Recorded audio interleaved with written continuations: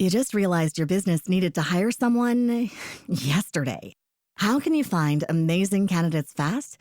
Easy. Just use Indeed. Stop struggling to get your job post seen on other job sites. With Indeed sponsored jobs, your post jumps to the top of the page for your relevant candidates, so you can reach the people you want faster. According to Indeed data, sponsored jobs posted directly on Indeed have 45% more applications than non-sponsored jobs. Don't wait any longer. Speed up your hiring right now with Indeed. And listeners of this show will get a $75 sponsored job credit to get your jobs more visibility at Indeed.com/kidsandfamily. Just go to Indeed.com/kidsandfamily right now and support our show by saying you heard about Indeed on this podcast. Terms and conditions apply. Hiring? Indeed is all you need. Are you ready to learn the 3 secrets to launching a successful podcast? Hi, I'm Bill, a recent client of the Podcast Mogul. If you've been thinking about starting a podcast but aren't sure where to begin, he's got you covered. He is hosting a free webinar where he will share the 3 secrets that can help you launch, grow, and monetize your podcast without any fancy equipment or technical headaches. Click the link in the show notes to save your spot now and let him help get your podcast off the ground. Welcome to Invest in Yourself, the Digital Entrepreneur Podcast. Join the Podcast Mogul Phil Better as he interviews successful entrepreneurs that make their living in the digital world. Now, let's join your host, Phil Better, and his special guest today on Invest in Yourself, the Digital Entrepreneur Podcast. Ladies and gentlemen, welcome back to the show. I am, of course, Phil Better, the Podcast Mogul, and you're listening to Invest in Yourself, the Digital Entrepreneur Podcast.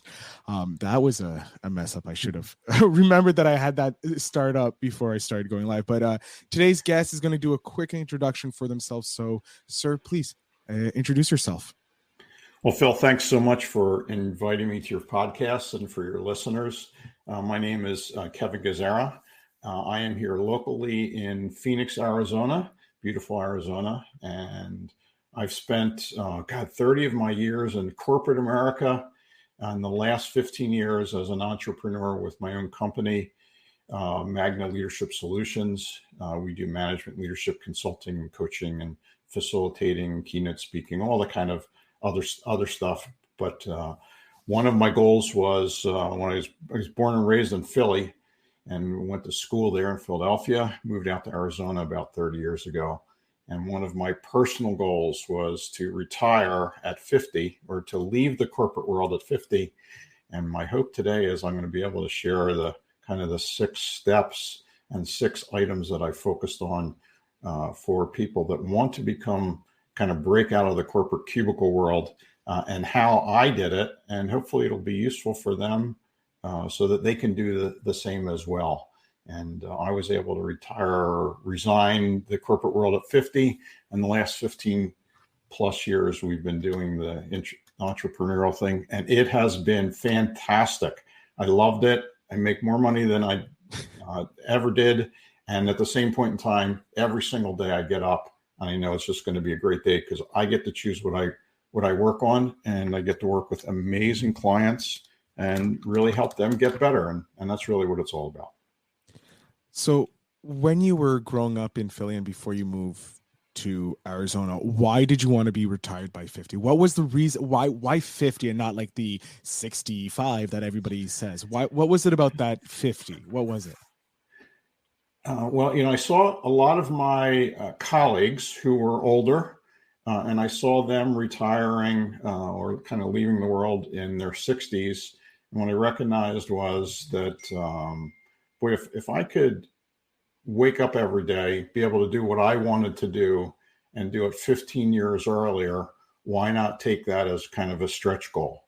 And I had a 10-year plan, I had a great mentor, had terrific coaches. I worked almost 20 years at Intel, managing their management leadership development for the last 10 plus years. Which was fantastic. Intel was a great place to work. What I recognized was that there are lots and lots of organizations out there that didn't have $10 million budgets like we did to train their managers and leaders. And I really wanted to give back to the organizations so I could help small and medium-sized companies, could get $10 million value management and leadership development, when they don't have that kind of money to spend. And if I can give back to an organization and help individuals grow and learn, whether they're doing it as an entrepreneur or they're doing it as an intrapreneur within an organization, there's lots and lots of them, lots of managers that really have the sense of entrepreneurialism. If I can help them, then I feel like I'm put here on earth for a reason. I love that. I love how you looked at what others were doing and like, I can do it by 50, and you set up the goal to do it just to see if you can. And now you're flipped it around, and now you're helping people reach their goals because you've already reached your goal. So you've won, quote unquote, won at life. And now you're like, let's help other people win at their life. I love that. Yeah, it's been a good ride, and hopefully we've helped a lot of people. We've had a chance to work with just amazing people and amazing companies. We work with lots of large companies. We work with companies like Intel and Cisco and Honeywell and so forth. Typically, we work at a department level. We don't go in and do big organizational initiatives. But if you have a purchasing department that's really having a struggle attracting and retaining the right people, we go in and help them. And if we can cut down the people that are leaving so they can keep the right people, that's a big financial advantage to them, and it's a good reflection on us that you're really just making people happy, and you're also keeping them employed, and you're not having to do this constant turnstile of people in and out, which is incredibly expensive to organizations. It's hugely expensive. I don't think people realize how expensive it is to retrain someone and then have to do it again in like 5 months because they decide that person left. Oh, I remember working in the corporate world and how much some of my bosses were bitching and complaining about it because it was like, oh, it's so annoying to them because their budget goes off or whatever. Let's go into the five. You said that you had 6 P's, correct? 6 P's, right? 6 P's, yeah. Mm-hmm. Yeah. Let's hit on the 6 P's. Let's hit them in order of them. Sure. You just triggered an idea that I want to share with the audience here. Is that a lot of people don't really understand how much it's costing them to lose people, which you had mentioned. So we actually created what we call an attrition calculator that you can go online. It's completely free to use. Go to attritioncalculator.com and you can put in like, how many people do I have in my organization? What's my turnover rate? And what's an average salary? So you can do it for the organization or a particular company or a department, whatever you want to do it on, and it'll go through. And I think it calculates about 25 different variables that play into that.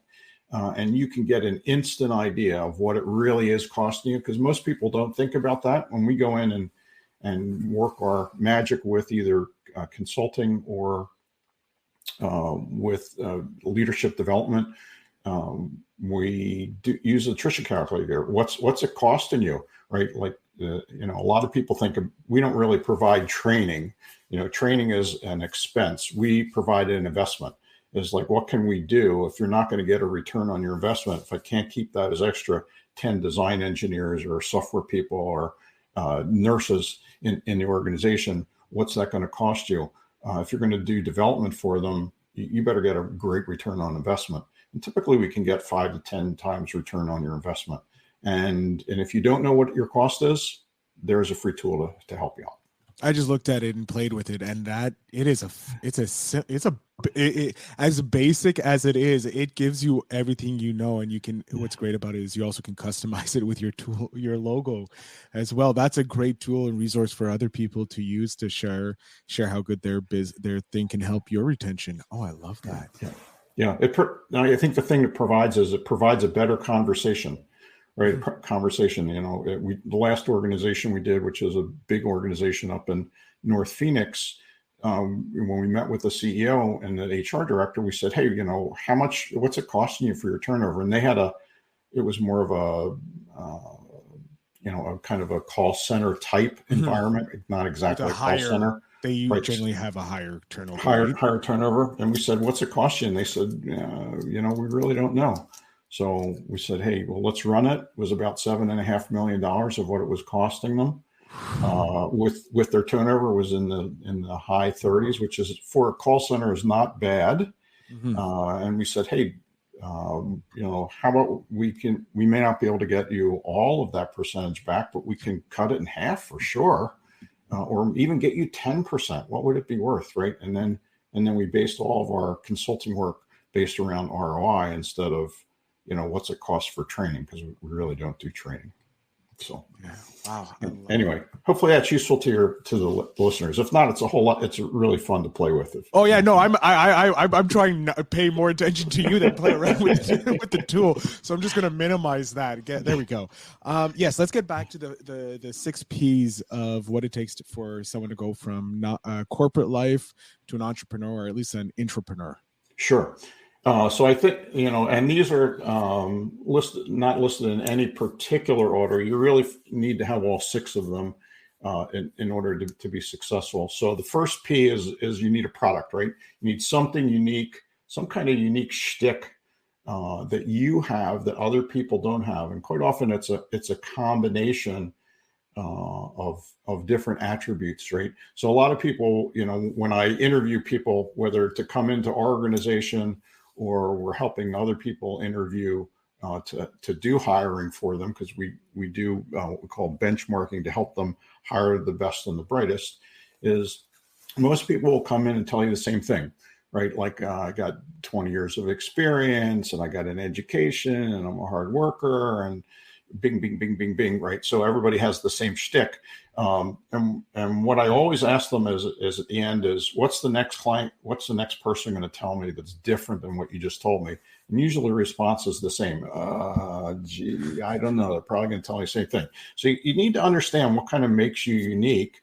And it's usually a combination of things. So if I look at myself, the kind of the uniqueness of what I offer. So why would they hire me as a consultant or a coach or, to help do leadership development? What makes me unique is, I came out of the engineering world. My undergrad's in engineering and business. So I did all of the product management and design stuff and so forth.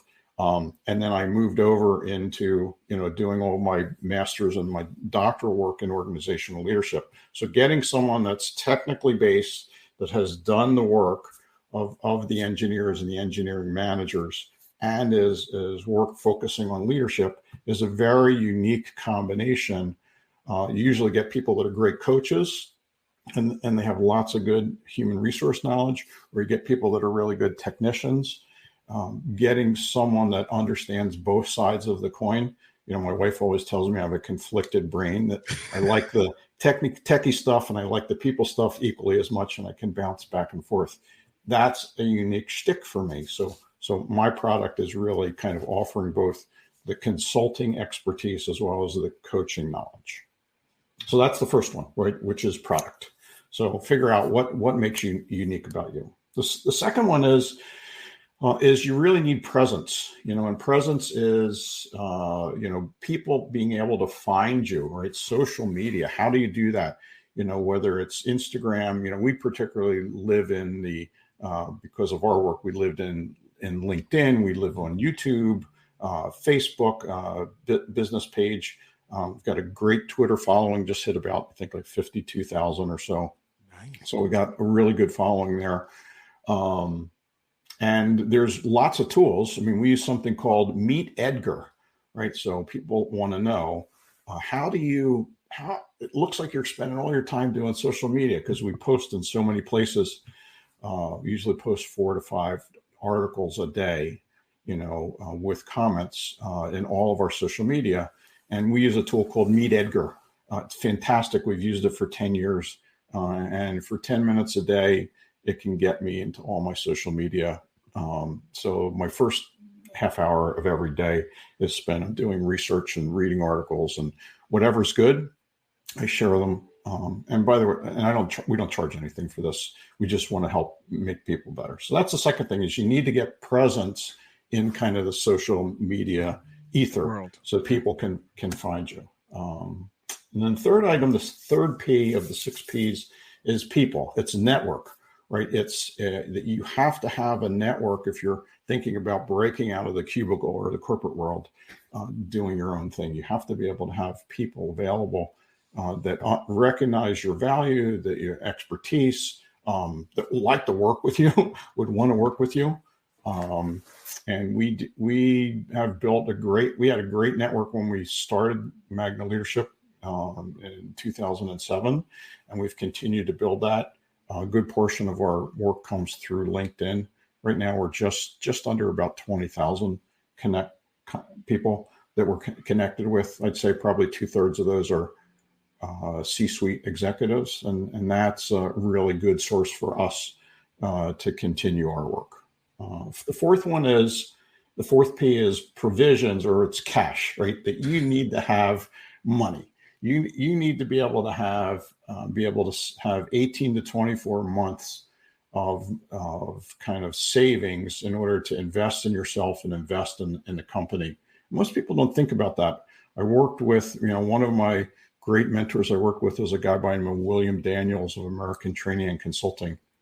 And Bill said, most people that go into doing something entrepreneurial end up kind of going back into the corporate world because they're not capitalized. And he said, you got to have 18 to 24 months. Anything you get before that, you just have to look at as a windfall. So when I was ready to kind of pull the plug, and, I had a great financial advisor, same financial advisor I've had for 30 years. I remember him calling me and said, hey, you can pull the plug anytime you want. We're ready, to invest in yourself. And most people don't think about that. You take a really nice, great corporate salary with benefits and 401ks and everything else. And then everything goes to zero, right? So you have to have a plan in place to be able to invest in that. A lot of people don't think about that. And I remember when we started the company, I remember we had that 18-month call, and we hadn't gotten we had gotten a bunch of little orders, but we hadn't gotten that one big one. And I just remember my other two partners saying, hey, have we made a mistake here? It's like, no, Bill says 18 to 24, something's going to hit. Sure enough, about 30 days later, we got our first PO for about $300K. But it had taken us, a full year to work that in order to be able to get there. And we use the rule called the 10X rule. You have to have 10 great clients in the pipeline at all times so that you can figure one's going to hit. And we were fortunate enough that we were more like a 20 or 30% hit rather than 10% hit. So make sure you do that. In interest of time, let's give you the last two. Right? So the last two is you need a publication. You need a hard copy book. To demonstrate and that you have expertise in the area that you're going to do. And I'm in the process of writing mine. Yeah. You have. We wrote a book. We called it "The Leader of Oz," revealing 101 secrets of marvelous leadership for the 21st century. My original partner, Dr. Ali Lakhani, and I started writing outlining a book that we wanted to do from an academic perspective, because we both have our doctorates in organizational leadership, and it was just so freaking boring that we didn't even want to read it. So we were traveling back and forth to San Francisco for a conference, because he lives in Sacramento, and when you're starting a company, you've got a lot, with a lot of extra money. So we're commuting in every day to the conference we were speaking at, and we found out, if you're in the car for 2.5 hours each way, you find out a lot about each other. And one of the things we found out was one of our favorite movies and books was The Wizard of Oz. And I said, hey, this is great. Let's just write a fun book. Let's call it The Leader of Oz. And then we can get it out. We can put all the heavy duty academic pieces in there, but let's do it in a story kind of format. So we got home, we logged into the Library of Congress, and we figured, 100 people must have done this. No one had ever done it. So we nabbed the name, and 6 months later, we had the book all written, had a great editor, and we self-published it. So it's great. So the key is as Bill Daniels had told me, you need a hard copy book. Key is just handing that book to a CEO says I'm legit, right? And probably 10% of them read it. It's a great book, by the way. In fact, we released it just about a year ago on Audible. So if you don't want to read it, it's about a little over a 3-hour listen. It'll give you kind of tips if you're starting a company or you're trying to manage a team or whatever. It'll give you the really well academically grounded tips for you to kind of start up. And then the last thing is, the 6P is persistence. That's the determination to kind of continue through the difficulty. A lot of people kind of give up. And I guess one of the tips I would tell anyone listening is you really, really have to have a coach, whether it's an internal person, whether it's a partner, whatever. You have to have somebody to kind of hold you accountable. And really, if you think about it, really accelerate your success as quickly as possible. They're holding you accountable for your deliverables, for your goals, keeping you focused, taking you through the hard times, celebrating on the good times. But if you think about it, a lot of people say, well, gee, we're just starting up a company. I don't have money to pay for this. Is just ask yourself, just like with the attrition calculator, what would happen if I just brought business in 1 month earlier, right? Because you're probably doing I don't know, whatever your burn rate is. And most people don't think about this. In the corporate world, I was getting paid, let's call it $10,000 a month, right? So getting paid $10,000 a month. If I'm not working in the corporate world, I'm not getting that $10,000. So there's an opportunity cost there for you. So if you could get a coach or somebody kind of hold you, an accountability partner, we call them capability partners, to hold you accountable, and you can bring in that order 1 month early, right? So that you can get that $10,000 happening that month instead of waiting another month. That's a $10,000 right to your extra to your bottom line. So if you think you can't afford getting somebody to provide you that coaching and consulting work to accelerate your success, I would say rethink that of what it's costing you and what value that is to you. So those are my six P's. I love it because each one, like I'm listening to each one, I'm like, okay, yep, okay, I have that. Just making sure myself, like, do I fit the role of an entrepreneur? And thankfully, I do. I do have all those. I'm working on my book, so I'm missing one out of the 6 P's, but I'm working on it. So I think I'm okay in that regard. Kevin, I want to know, in your, I see you with over 75 years combined, you and your partners in this business. But I want to know specifically for you, over your years of working either in the corporate world, helping new leaders grow inside their organization that you worked for, or the last 15 years helping create new entrepreneurs and new thought leaders in that. Is there a moment that just stands out as to, this was why I did what I did, either when you were in the corporate world or the last 15, like this is why I made the change to becoming this entrepreneur helping others?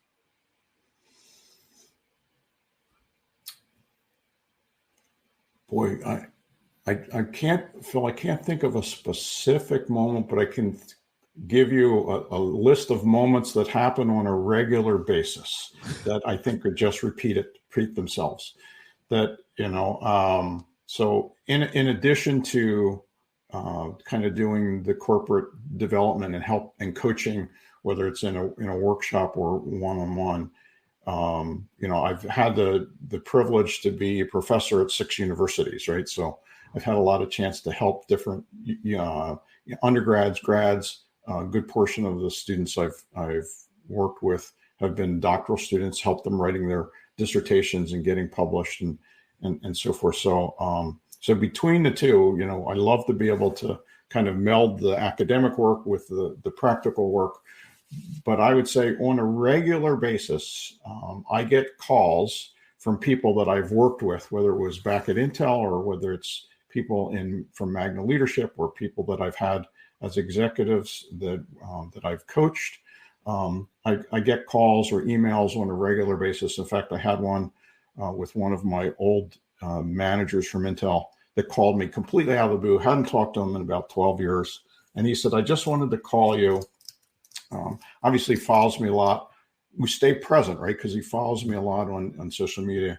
And he says, I just wanted to call you and tell you, thank you. You said something to me, 20 years ago that has stuck with me. And he's escalated to a very senior VP now in Tektronix. And he said, you said something to me that made a difference. And he says, I don't know if you recognize this, but it changed my life. And I get those calls or emails on a regular basis. And I think those are the things. And what Jeff said to me was, he said, we sat down when I first started managing an organization, and you said to me, he said, Jeff, your legacy or how you are viewed as a manager and leader is going to come at the first time of crisis. And how you present yourself in the time of crisis will define your leadership, how you're viewed as a leadership, not only now, but for the future. And he said, every job I've had since he had left Intel and taken some other positions, he said, every job I've had, I continue to look at those opportunities. And when that crisis happens, he says, I remember those words of sitting across the table from you in the cafeteria. And he says, I don't know if you know how valuable that was, or if you even remember saying that to me. But he said, it's just been life-changing for me. And I get those on a regular basis. And to me, that's, beyond the money or anything else, that's the thing that really makes a difference to me. That's my success metric. First of all, those are hearing those, like, you've helped change my life, you made my life better. It gives you the reason, like, for me anyways, like when I help a podcaster monetize their show or grow to a level they didn't think possible, and they thank me for it, it feels good. I'm like, okay, good. I'm doing good. I'm helping someone, which I think everybody has, that they want to help someone somehow. And then also, so like getting those feelings and getting those feedbacks, like you said, but that piece of advice you laid down not only changed his life, it's changing my life. Like now, just realizing how it's true. Like how you show up during a crisis is how people are going to look at you going forward, not just in business, but in life. Yeah, and I think, obviously your podcast on investing in yourself is really understanding yourself. It's really kind of building your emotional intelligence and positive intelligence, as well as the wealth of knowledge, so that you can bring it to others. That's one of the reasons I actually went back and did my doctorate when I was 44, was because what I recognized as I was teaching at a university at a master's level, and many of my friends who had their PhDs were just, I think, had so much more knowledge to give to the students. I thought, man, I am shafting these students. They're just getting me. They're getting lots of good experience, but they're not getting that additional level. And I thought that's really not fair to them. So I need to go back and fortunately, Intel was one of those fantastic. It's a learning company, a learning organization, and they said, hey, yeah, if you want to go back and do your doctorate, we'll fund it and so forth. And because the return of investment for them is tenfold, because the smarter you are, the better they look, and the more money they'll end up making. It's a genius way of doing it. Yeah, it's a good reinforcing cycle there for sure. Yeah. Kevin, we are coming to near the end of the episode, which I hate because I'm having a great time talking with you. But we do need to get that spark question to spark the conversation. So as my audience knows, Spark is a card game by Seek Discomfort. They're an amazing organization. You should check them out. They do great work. Their main channel is Yes Theory. But the Spark question is, if you could relive a day from your past without changing anything, which day would it be? I would relive the 29th of July, 1993. And the reason is that was the inflection point for my life. And I was when I became a manager at Intel, they sent me to Managing Through People program. It's a 5-day offsite. And on the 29th of July in 1993, William Daniels, who ultimately became a coach and a mentor for me, did a simulation of how you should learn through by making things fun and engaging. And it was at that point in time where I say, because up to that point I had the typical corporate, you go from individual contributor to supervisor to manager to middle manager to senior manager. So I had all of this kind of laid out, which they teach you in school. And what I recognize is, hey, I don't want to do that anymore. I want to be able to go help people have that light come on. And that's the day the light came on for me. And that was the day in 93 where I said, hey, I've got to get this 15-year plan in place so that I can punch out at 50. At 50. Oh, such a great day. That is, I'm waiting for that to happen for me. Kevin, I'm going to jump off the screen here. I'm going to let you tell my audience where they can follow you, where they can support you, how they can start learning about the 6 Ps and to start taking action. So the floor, sir, is yours. Okay. So I think the first thing I would say to anyone is there's whatever social media outlet you use, please follow me on Twitter. It's Dr. Kevin, DoctorKevin. You can follow me there and get lots of good management, leadership, personal development information. Or on LinkedIn, you can follow me at Kevin Gazzara on LinkedIn, or we also have a business page at Magna Leadership. You can follow me on YouTube, Magna Leadership as well. And I think those are between YouTube, LinkedIn, and so forth. You can follow me there, or you can write to me directly. My webpage is magnaleadership.com. And then I also, if you're more interested in doing the personal development, kind of the understanding of who you are and building your mental fitness, you can go to pqtrainingandcoaching.com. And that's a separate page we do for doing coaching for positive intelligence. So any one of those ways, or just send me an email, kevin@magnaleadership.com. And my promise is I respond 100%. It'll come from me. It won't come from any of the people in the organization. It'll come directly from me. Awesome.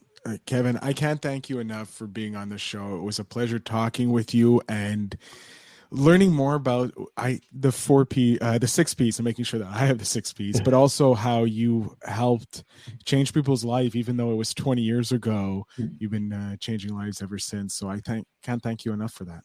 Thanks for the opportunity, Phil. I hope people take action. That's the key, is take action on what you have. And if you're struggling, go find a partner, go find a coach, go find someone that you can work with to hold you accountable. I love it. To my audience, make sure you check out the show notes down below. All the links that Kevin was talking about will be there. Go support him, follow him, because I guarantee one of you guys will get inspired to change. And as always, remember to invest in yourself.